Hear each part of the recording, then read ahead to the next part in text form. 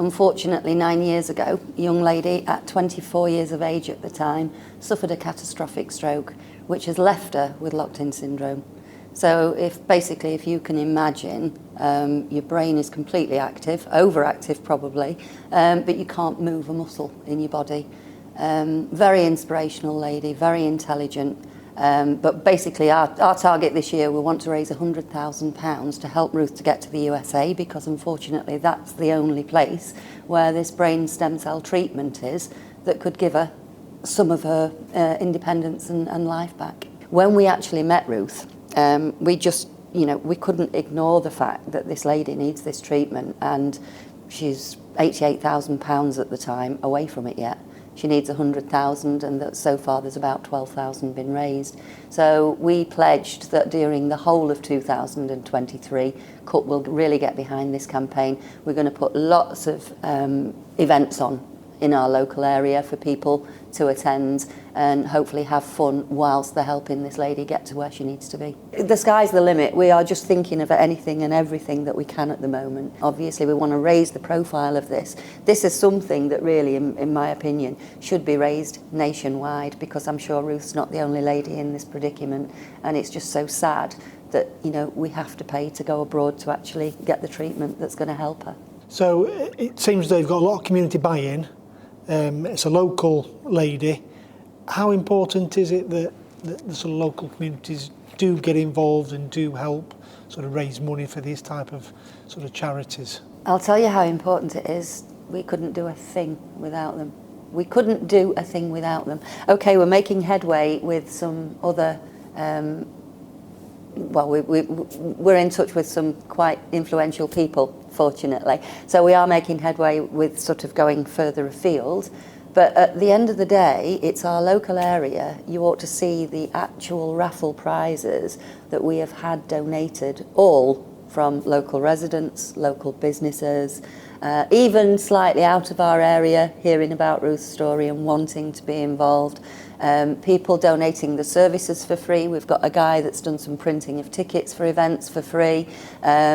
We just couldn't do without them. It's impossible. CUP are our community. It's not just a small group of admin, it's the whole community. And a lot of them, fortunately, know Ruth anyway. Of old. Some were at school with her, some are aware of the campaigns that have been ongoing for the last 9 years. A lot of the money we see that's been raised in the last 9 years has gone towards the actual equipment for Ruth. Now we're on to let's move a stage further and let's get the treatment. But we couldn't do it without the community. There's only a certain amount being raised. Why do you think you can hit that target where others haven't in those previous 8-9 years? Because CUP haven't learned to say no yet. We're very positive people. And where there's a will, there's a way. It's always been the case.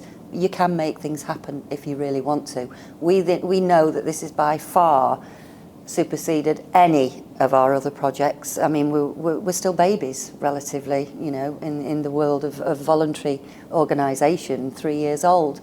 And originally it was all centred around COVID, and we're just sort of moving away from that now, and generally supporting the residents of our community in whatever way they need. So, as I said, no holds barred. We don't like to say no to people. It's more paramount now that we get this funding as soon as possible.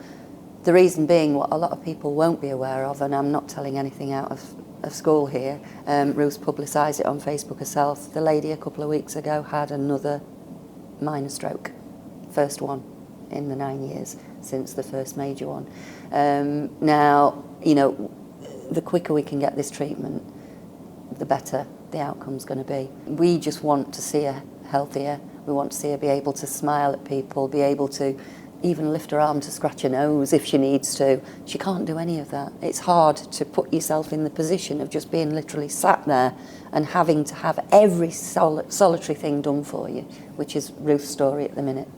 Obviously, you're staging these events. If any business are seeing this, can they donate just to help with the fundraising? Lord, please. Yeah, definitely. This is what we need. But it's big businesses and small businesses, to be fair, any business locally that we would really ideally love to get behind this, because they have got their own nucleus of clients that they're in contact with all the time. So even if they just sent one post out, you know, an email to all, this is how we raise the profile. We need their help to do this. So yes, please donate, but also donation of time.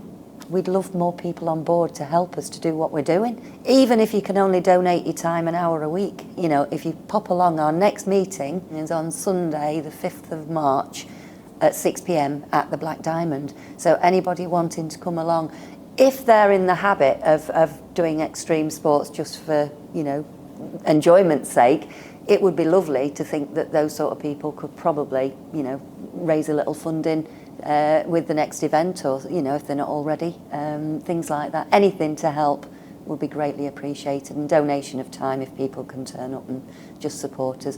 Even for Ruth's sake, you know, people turning up is what keeps her ticking.